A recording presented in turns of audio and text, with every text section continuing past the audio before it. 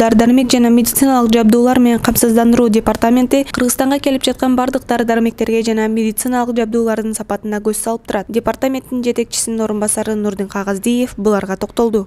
Дары-дармек департаменти бүгүнкү күндө ковид дарылар боюнча биз мындай жумасына 2 жолу мониторинг өткөзөбүз. Кыргыз Республикасында аптекалардын бардыгынын чалып бердим, эзептеп чыгып, кайсы жерде кандай дарылар бар, кандай жетишпеген дарылар бар.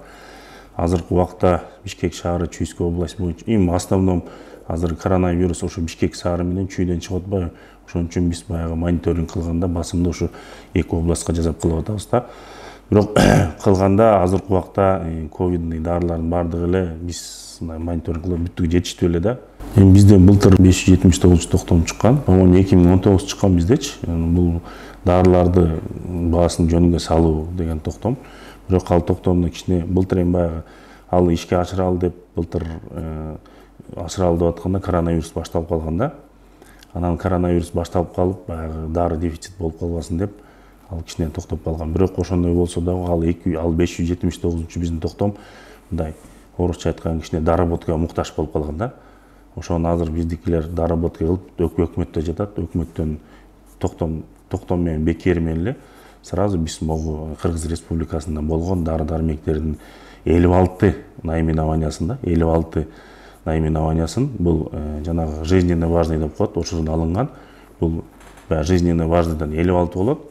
А берки если торговый название менен алып караганда где-то 350ден ашык болот да. Ушуларга баягы мындайча айтканда цена регулирования кирет да. Азыркы убакта мамлекеттин үлүшү бар аптекалар жок.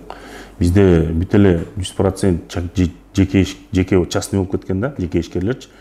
Анан больницанын ичинде өзүнүн аптекалары бар, баягы аптечное изготовление деп коет, өздөрү жасап, өздөрүнүн больнойлорунда колдонгон.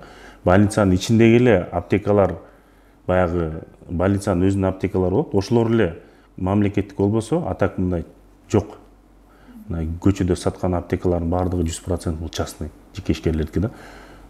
Ошон үчүн да кичине мындай ошо баалар жагын көзөмөлдөш кыйыныраак болот да.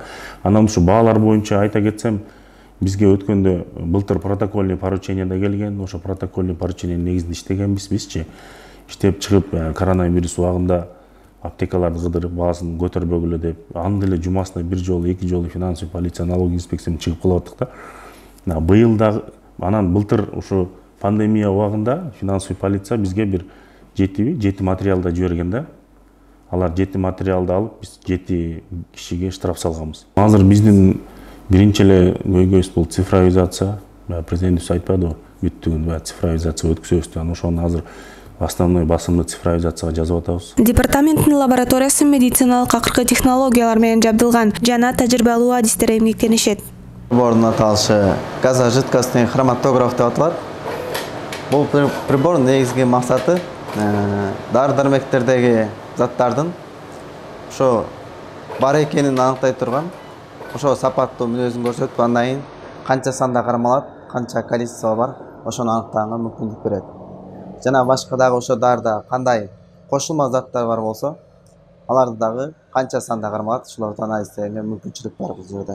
Көрүнүп тургандай, Кыргызстанда колдонулуп жаткан дары-дармектин сапатына өзгөчө көңүл бурулат. Кыргыз Тусу басма үйү сюжетти даярдагандар Асель Сүрөкул кызы, Романкул кызы Асель.